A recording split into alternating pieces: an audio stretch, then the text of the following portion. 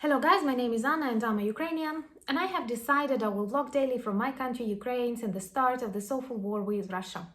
And in my daily videos I try to update you on the important real-life situations in my country Ukraine, and of course I'm always glad to answer your questions and to clarify some facts from our history, culture, background or whatever interests you.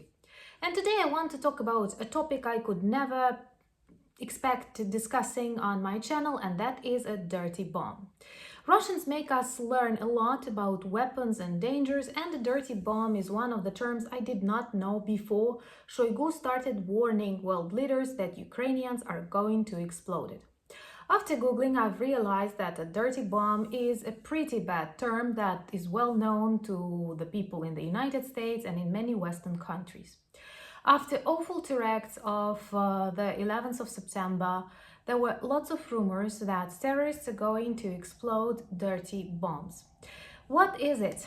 Of course, it is not that bad as a nuclear bomb, but it is a combination of a traditional explosive like dynamite with various radioactive dusts and leftovers. And when exploding, such bomb can cause serious pollution to the area on which it actually explodes. If it gets into the water, it can turn into a serious tragedy and impossibility to use the water supply. As far as I know, dirty bombs have never been used. And Shoigu calling to the politicians of Great Britain, the United States, France, Turkey, and it seems to me that today he also called India, tries to persuade people that evil Ukrainians are cooking a dirty bomb on one of the atomic stations. What is bad about Russians is that they traditionally blame others for something that they are going to do themselves.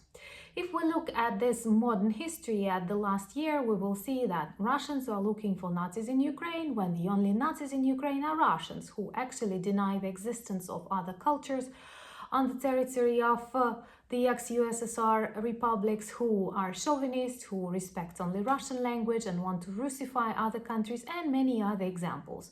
Have one party, one leader, and believe that Ruski Mir must be the central ideology for all Slavic people. So here we see, looking for Nazis in Ukraine, you can find ones, but they are Russians, Russian soldiers who came to fight here. Then secondly, when they were trying to explain that Ukraine is a terroristic and very aggressive state that is going to threaten world security, they have started war in Ukraine and they have started spoiling world order, threatening people with nuclear explosions and other things. So for Russians, it is very typical to blame others for doing something they are going to do themselves. Another thing that I have never understood about their propaganda is they claim that the majority of bad things in Ukraine, Ukrainians do. We bomb ourselves, we kill ourselves, and now we will blow up this dirty bomb once again on the territory of Ukraine, not even Russia. Question why cannot be answered.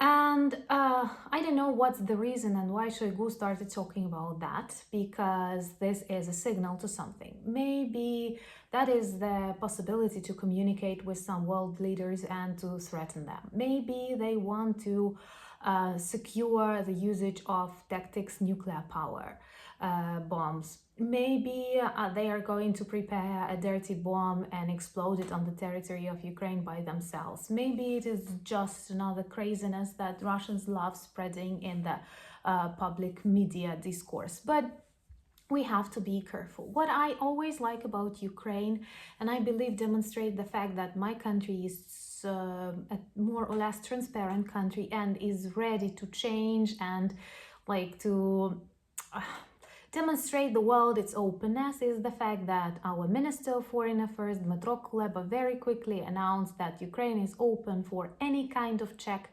If, for example, International Atomic Agency wants to check what is happening on our atomic power station or anything else, to be sure that this absurd is not happening and Ukrainians are not preparing a dirty bomb, then all the missions are ready to come and check. You can never imagine something similar from Russians. I cannot imagine them inviting serious international organizations to come and check what is going on their territory. Of course, Russia has more resources to prepare these dirty bombs because they've got lots of radioactive elements on the territory of their land. Also, they have lots of nuclear power stations that they are used.